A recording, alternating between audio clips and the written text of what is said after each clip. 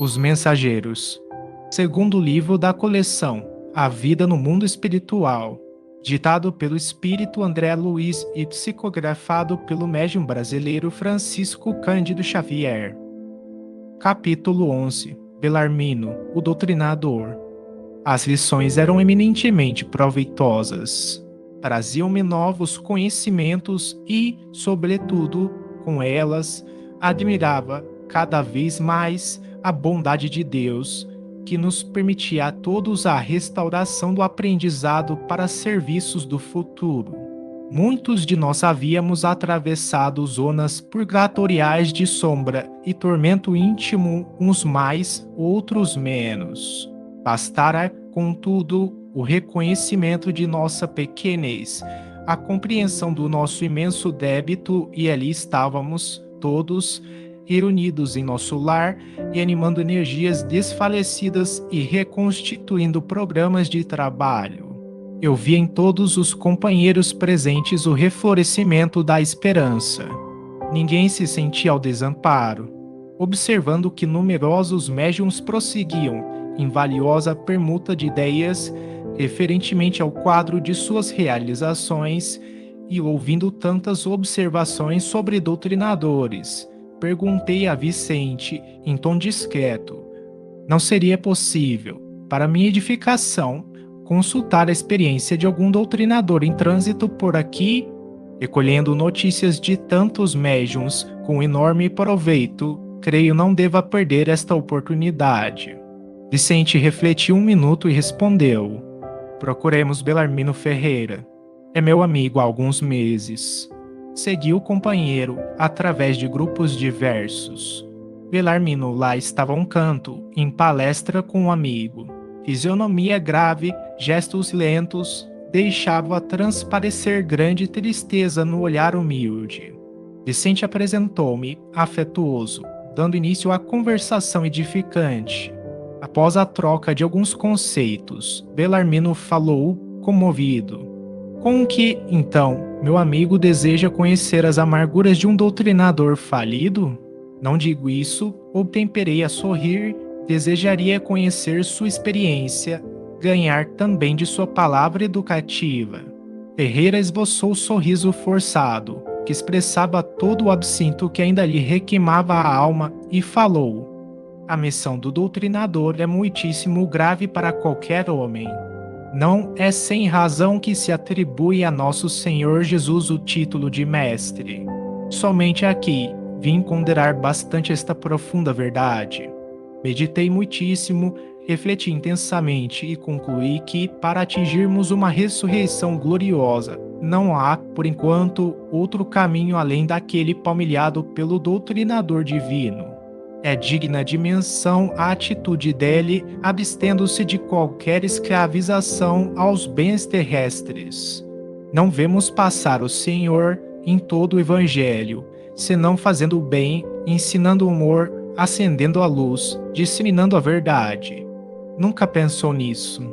Depois de longas meditações, cheguei ao conhecimento de que na vida humana, junto aos que administram e aos que obedecem, aos que ensinam, chego, pois, a pensar que nas esferas da crosta há mordomos, cooperadores e servos.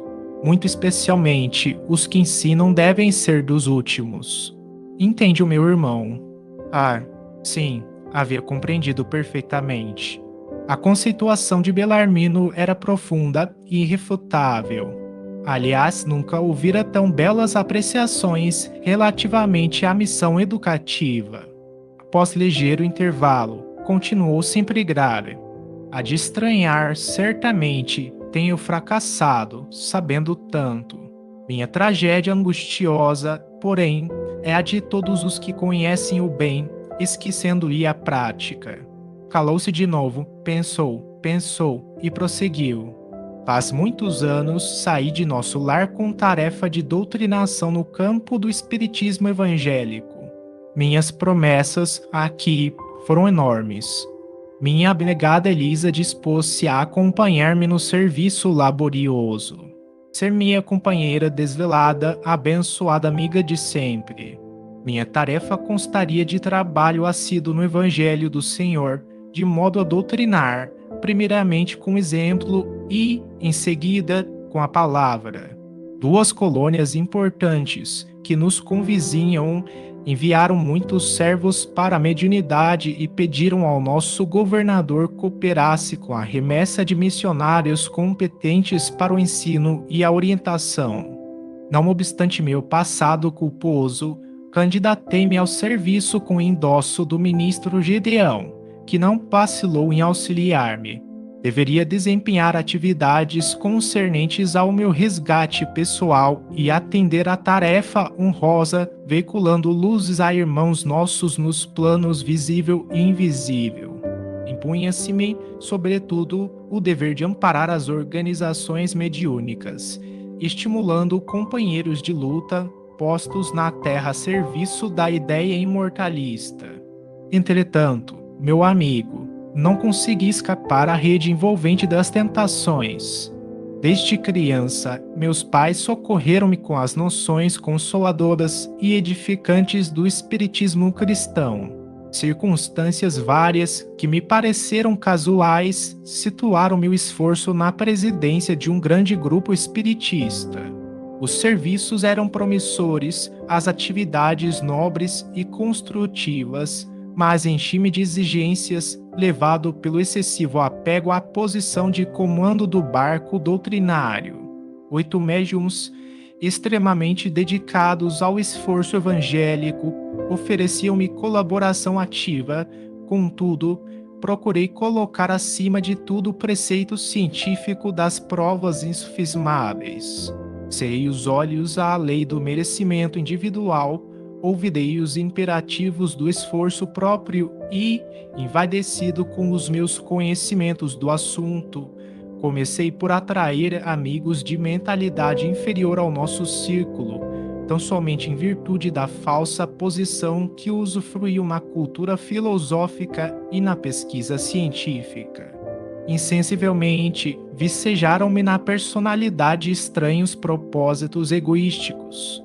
Meus novos amigos queriam demonstrações de toda a sorte e, ansioso por colher colaboradores na esfera da autoridade científica, eu exigia dos pobres médiuns longas e porfiadas perquisições nos planos invisíveis. O resultado era sempre negativo, porque cada homem receberá, agora e no futuro, de acordo com as próprias obras. Isso me irritava. Instalou-se a dúvida em meu coração, devagarinho. Perdi a serenidade do outro tempo. Comecei a ver nos médiuns que se retraíam aos meus caprichos companheiros de má vontade e má fé. Prosseguiam nossas reuniões, mas da dúvida passei à descrença destruidora. Não estávamos num grupo de intercâmbio entre o visível e o invisível? Não eram os médiuns simples aparelhos dos defuntos comunicantes? Porque não viriam aqueles que pudessem atender aos nossos interesses materiais imediatos? Não seria melhor estabelecer um processo mecânico e rápido para as comunicações? Porque a negação do invisível aos meus propósitos de demonstrar positivamente o valor da nova doutrina? Debalde, Elisa me chamava para a esfera religiosa e edificante onde poderia aliviar o espírito atormentado. O Evangelho, todavia, é livro divino e, enquanto permanecemos na cegueira da vaidade e da ignorância, não nos expõe seus tesouros sagrados. Por isso mesmo, taxava-o de velharia e, de desastre a desastre, antes que me firmasse na missão de ensinar, os amigos brilhantes do campo de cogitações inferiores da Terra arrastaram-me ao negativismo completo. Do nosso agrupamento cristão, onde poderia edificar construções eternas, transferi-me para o movimento, não da política que leva, mas da politicalha inferior, que impede o progresso comum e estabelece a confusão nos espíritos encarnados.